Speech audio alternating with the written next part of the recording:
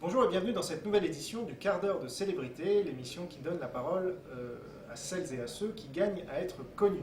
Aujourd'hui, quart d'heure de célébrité de Jean-Michel Vernochet. Bonjour. Oui, bonjour à vous, bonjour à toutes et à tous. Voilà, donc je vais présenter rapidement Jean-Michel et puis nous passerons, comme d'habitude, au vif du sujet. Alors, Jean-Michel Vernochet, vous êtes écrivain, journaliste, politologue et spécialiste des relations internationales. Eh bien, écoutez, ce sont les dénominations, les étiquettes que l'on colle habituellement. Je vais dérouler parce que sinon on sera encore à la fin. Donc en 77, parce que vous avez fait beaucoup de choses. Donc en 77, vous avez fondé à Paris l'association humanitaire Terre Future, qui existe encore d'ailleurs et que vous présidez toujours. Vous avez aussi été responsable des affaires francophones et des relations internationales au Commissariat général de la langue française. Et puis responsable de la communication à l'Institut international d'administration publique. Et enfin, vous avez été directeur des publications du Centre des hautes études sur l'Afrique et l'Asie moderne. Voilà, donc vous avez enseigné à l'École supérieure de journalisme, l'ESJ, donc de Paris, et vous avez été rédacteur au Figaro Magazine. Vous êtes l'auteur d'une demi-douzaine d'ouvrages, parmi lesquels L'Islam révolutionnaire, analyse géopolitique avec Illich R. Sanchez, aux éditions du Rocher en 2002, du Manifeste pour une Europe des peuples, sous votre direction, c'est un collectif, et plus récemment, Europe, chronique d'une mort annoncée, aux éditions de l'Infini, c'était en 2009. C'est très récent. Alors, première question, moi je vous ai invité parce que je vous connais, et comme la plupart des gens que je reçois ici, vous ne passez quasiment jamais dans les médias qu'on appelle mainstream. C'est regrettable. Voilà, alors, pourtant vous y passiez, parce que vous étiez rédacteur au Figaro Magazine, et je voulais savoir, est-ce que c'est vous qui avez changé, ou est-ce que ce sont les médias qui ont changé ? Écoutez, je crois qu'il y a ce qu'on appelle la pensée unique, une pensée dominante, et cette pensée dominante fait que ceux qui ne sont pas dans le cadre exact, vous voyez, vous avez mentionné mon ouvrage Europe, chronique d'une mort annoncée, dans laquelle j'annonçais les crises à venir. Le premier chapitre s'intitule Le temps des crises. Eh bien, ces idées, dès lors qu'elles ne sont pas dans le cadre immédiat, dans le cadre conforme, dès lors qu'elles ne sont pas totalement formatées, sont des idées qui dérangent. Et les idées qui dérangent, on les exclut, puisqu'on adore dans ce pays coller des étiquettes, et des étiquettes, la plupart du temps, restrictives.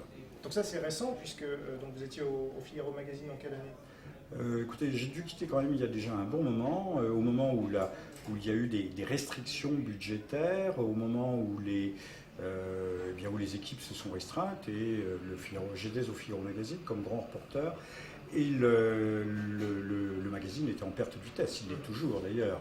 Il faut penser qu'il faisait presque 1,5 million d'exemplaires hebdomadaires, et qu'ensuite, à cette époque-là, il était très en dessous des 400 000. Donc vous voyez donc l'effondrement de la presse écrite. D'accord. Et donc ça serait lié avec l'effondrement de la pensée, la défaite de la pensée, comme dit Alain Finkielkraut. Je ne sais pas si c'est la défaite de la pensée, mais toujours est-il qu'aujourd'hui, il y a quelques auteurs, quelques noms qui monopolisent la scène. Regardez à Paris les calandres des autobus, vous verrez la publicité pour tel ou tel auteur, ou les panneaux habituellement réservés au musée, c'est également un auteur qui est vanté, et donc c'est vrai que l'édition est devenue aussi un champ concurrentiel à outrance, et donc il y a des noms, il y a des vedettes, et ces gens-là sont promus, et puis il y a aussi une déshabitude des pratiques de lecture. Aujourd'hui... tout est lié peut-être, non ? Tout est lié, il n'y a pas une cause unique, il y a un faisceau causal. Alors, moi je vous connaissais, mais j'ai quand même fait une petite recherche pour avoir la présentation exacte.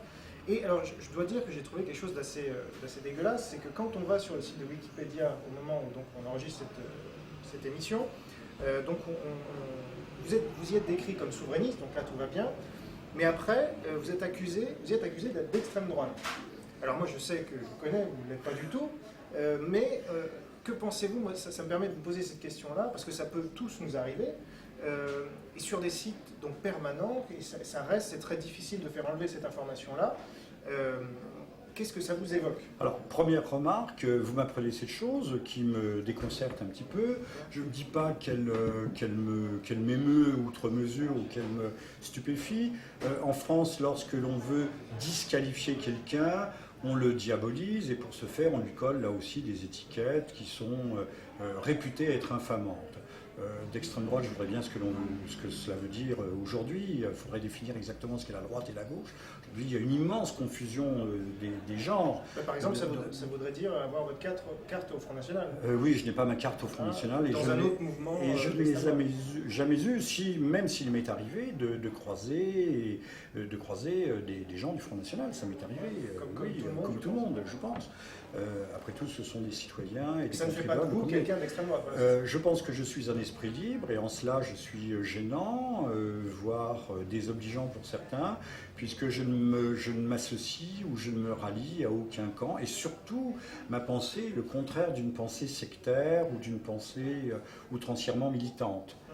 Donc c'est vrai que je suis quelqu'un d'hors catégorie. Voilà. Mais je vous invite, puisque je vous l'apprends, à saisir Wikipédia pour faire supprimer cette mention infamante.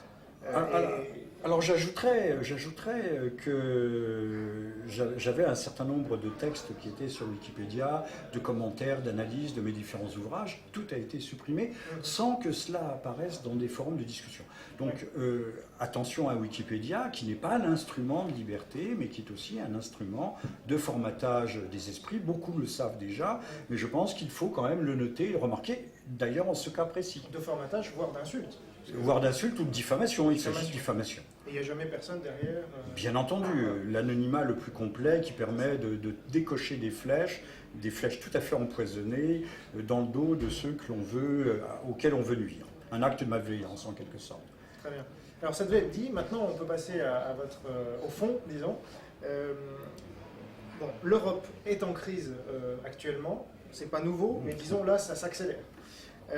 Et votre dernier livre, Europe, chronique d'une mort annoncée, je ne sais pas où vous avez trouvé le nom, mais ça colle très bien à l'actualité. Alors, est-ce que vous pouvez résumer brièvement la thèse de votre livre ? Le titre correspond à une simple logique, une logique de prolongation des courbes. Je ne suis pas un démiurge, je n'ai pas une pensée prophétique. On regarde les tendances et l'on voit où elles conduisent. Il était clair que l'Allemagne, la fourmi allemande étant peu partageuse, se montrerait peu encline à être solidaire à l'égard des États éventuellement faillis ou défaillants. Ça a été le cas. Mais on voit, on nous parle aujourd'hui de construction d'une Europe énergétique, on en parlait déjà il y a un an, mais en voulant ignorer que Maastricht bloque la construction de cette Europe énergétique en raison de la loi sacro-sainte de la concurrence libre et parfaite. Bon, on ne va pas entrer dans le détail technique, simplement je dirais que la construction européenne telle qu'elle est une construction idéologique, c'est donc un fantastique quiproquo. Ceux qui croyaient construire une entité à la façon de notre prix Nobel, Maurice Allais, une espèce de véritable marché qui constituerait un pôle de puissance et un pôle de prospérité qui pourrait rayonner d'ailleurs, qui pourrait exercer tous ses devoirs de solidarité à l'égard du monde en déshérence, eh bien se rendent compte qu'ils ont été au fond cocufiés à l'arrivée et que cette construction européenne ne correspond pas du tout à ce à quoi ils entendaient. Donc aussi bien que ce soit les souverainistes que les européistes, tout le monde a été trompé. Ah, vous dites les souverainistes également ? Les souverainistes étaient opposés à l'Europe, d'ailleurs je pense à tort, parce qu'ils n'ont pas compris que l'Europe n'était pas l'ennemi. Bien sûr, lorsqu'ils visaient l'Europe, c'était l'Union européenne et l'union de ces européistes, mais en ne voyant pas que beaucoup d'européistes avaient été eux-mêmes finalement leurrés par le processus, par le mécanisme de construction de cet ensemble vague, gazeux, protéiforme ou informe que décrit si bien Hubert Védrine. D'accord. Est-ce que vous-même, donc une question en prolongement, est-ce que vous-même vous êtes pour la sortie de l'Union européenne, à l'instar de, on pourrait citer François Asselineau de l'UPR ou Daniel Gluckstein et donc Chivardi ils ont changé de nom là, du Parti ouvrier indépendant, POI, ou alors, comme Nicolas Dupont-Aignan, vous êtes juste pour la sortie de l'euro, ou alors encore, comme le Front National, vous êtes un coup pour la sortie de l'Union européenne, un coup pour la sortie de l'euro, un coup on ne sait pas trop. J'espère être plus cohérent que tous tous ces hommes honorables, ces personnalités respectables chacune dans son domaine et dans son secteur, parce que je pense que lorsqu'ils veulent sortir les uns pour les uns, lorsqu'ils veulent sortir de l'Europe, ont parfaitement raison, parce qu'il faut sortir de cette construction artificielle que je dénonçais il y a juste un instant. Pour les autres, sortir de l'euro, ce n'est pas encore une fois sortir de cette construction. Il faut repenser, je pense, cette construction européenne, parce que au fond, dans mon fort intérieur, je suis convaincu que la France ne peut pas se passer d'une certaine Europe qui serait, alors prenons le terme de M. Le Pen par exemple, honni soit qui mal y pense, d'une Europe des patries, d'une Europe des patries qui constituerait une sorte de bloc qui, encore une fois, serait une Europe puissance, avec des partenariats renforcés, une coordination étroite sur un certain nombre de domaines, et qui permettrait d'agir en commun. Nous ne pouvons pas, face à l'Asie, face à la Chine, face à l'Inde qui monte, face au Brésil aussi bien, ou même peut-être à des pays émergents comme la Turquie, aujourd'hui, il faut que l'Europe se constitue véritablement, d'abord constitue un marché intérieure, puis ensuite, et cette capacité d'être présente sur les marchés extérieurs. On voit bien que, par exemple, qu'un État comme l'Espagne n'est pas un État viable, son économie étant basée sur la fraise, c'est un peu ironique ce que je dis, ou sur l'immobilier. Comment l'Espagne compte-t-elle se sortir du marasme budgétaire dans lequel elle est tombée? Je voudrais qu'on me l'explique. Est-ce que vous ne voulez pas concilier l'inconciliable finalement? Parce que vous dites, ok, il faut un marché unique. Donc pour ça, il faut faire tomber les frontières, il faut faire tomber les barrières douanières, etc. Et puis par ailleurs, vous dites qu'il faut l'Europe des patries. Et les patries, ce sont les nations qui ont ces barrières douanières, ces frontières, etc. Alors, c'est pas la quadrature du cercle que vous cherchez? Non, mais avançons à pas compter. On a fait une Europe, d'ailleurs, qui n'est pas une réussite, l'Europe de la sécurité intérieure, l'Europe de Schengen. Mais construisons des partenariats qui ont fonctionné. On voit bien que je ne parle pas d'ITER, ça c'était quelque chose d'international, mais le CERN, que ce soit le Airbus.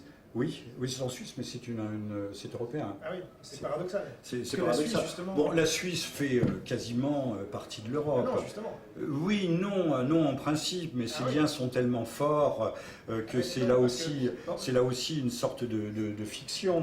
Ils ont gardé leur démocratie directe, par exemple. Mais bien entendu, on peut dire également que la Norvège, et à juste titre, ne fait pas partie de l'Europe. Et ce sont des petits qui arrivent à tirer leur épingle du jeu. Mais ils tirent parfaitement et magnifiquement leur épingle du jeu, parce qu'à la fois ils ont les avantages de l'Europe telle qu'elle est, de l'Union européenne, et en même temps ils n'en ont pas les désavantages. Ouais. Voilà, je ne dis pas que c'est un exemple à suivre, mais pourquoi pas? Non, nous avons besoin de partenariats extrêmement étroits, d'une coordination, d'une coopération intereuropéenne sur le modèle confédéral.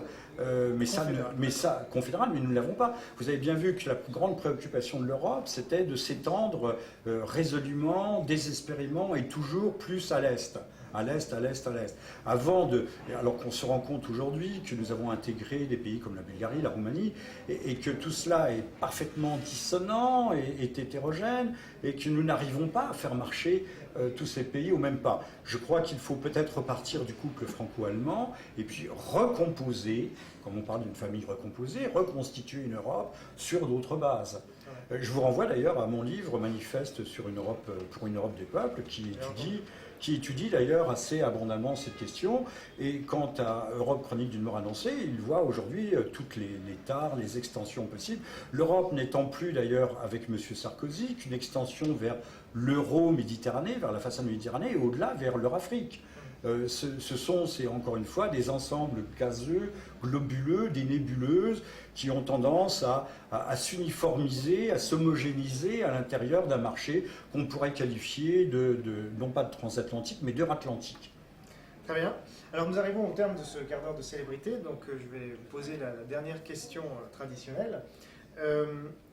Est-ce que vous pouvez nous dire si vous savez déjà quel candidat, avoué ou non, vous allez soutenir en 2012, et sinon, quel est votre pronostic? Question piège. Aujourd'hui, de tous les candidats déclarés ou non déclarés, à part votre serviteur lui-même, qui, hélas, peut-être un scoop ici. hélas, et comme vous l'avez souligné au départ de cet entretien, est confiné dans le plus étroit anonymat, Ouais. et je le regrette, bien que je sois très présent sur la toile, et ça, Puis là, c'est votre quart d'heure de célébrité. j'y renvoie votre auditorat. Je crois que mes vœux iraient sans grandes illusions, mais iraient pour Monsieur Villepin, N'oublie pas. et héritier de différents courants et héritier d'une France qui, somme toute, a existé et qui mérite peut-être de continuer à vivre et à survivre, voire à survivre. Héritier aussi, quelque peu du gaullisme, d'une certaine forme d'indépendance nationale, mais de souveraineté bon-teint et grand-teint, qui n'est pas un repliement sur soi-même. Très bien. Ce sera le mot de la fin. Merci beaucoup Jean-Michel Vernochet d'avoir participé à cette émission. Merci à vous de l'avoir suivi jusqu'à son terme. Et merci à vous également, à Je vous en toutes prie. et tous. N'oubliez pas que la liberté d'expression ne vaut que si elle est partagée par tous. Et à bientôt pour la prochaine émission du quart d'heure de célébrité. Au revoir. Au revoir.